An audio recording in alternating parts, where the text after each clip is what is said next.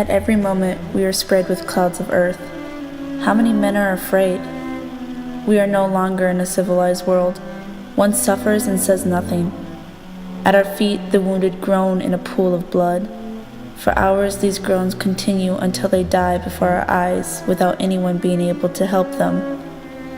This is just one of many gruesome experiences written by Henri Desagneaux in A French Soldier's War Diary, 1914 to 1918.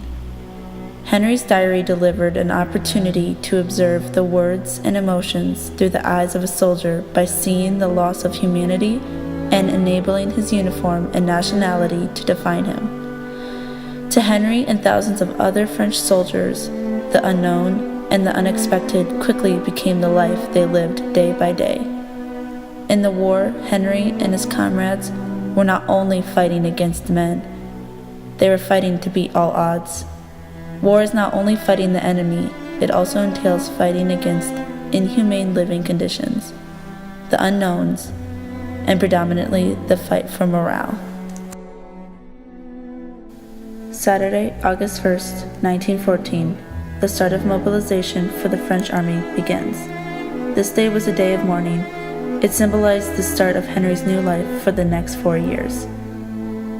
It wouldn't be until the next day that Henri would officially join the war. When August 2nd came, Henri was mobilized as a reserve lieutenant and was sent to Gray by command. As Henri arrived at Gray, he wrote about the morale of the soldiers. The morale was excellent. Everyone is extraordinarily quiet and calm. But Henri knew what was to come. Hell was on its way.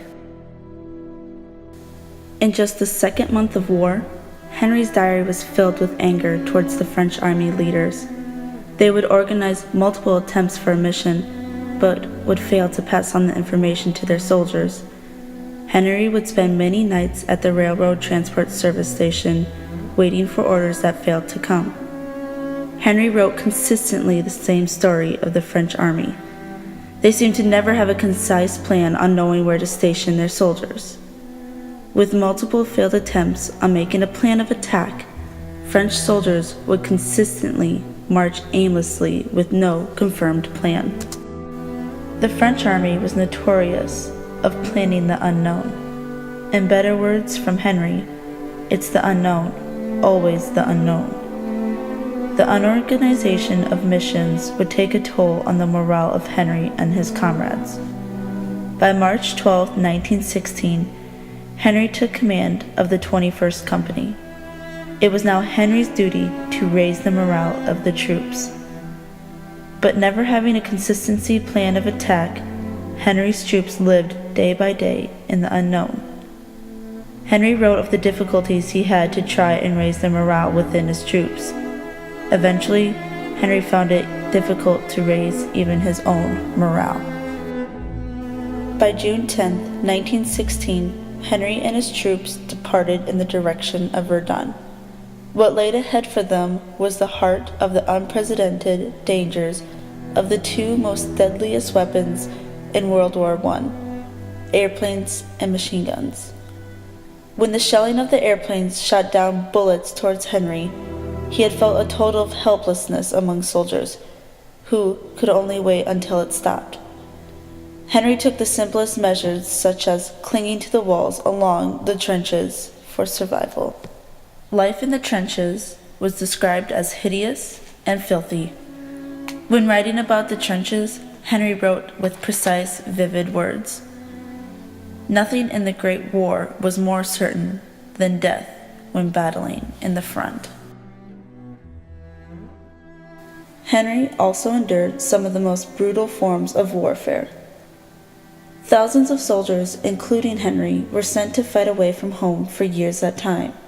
Because of the war, soldiers underwent many series of physical and emotional experiences that would change the unrealistic visions of morale through a soldier. The morale of soldiers was only at its peak in the war during the first month. Henri was completely startled with how extremely calm the soldiers.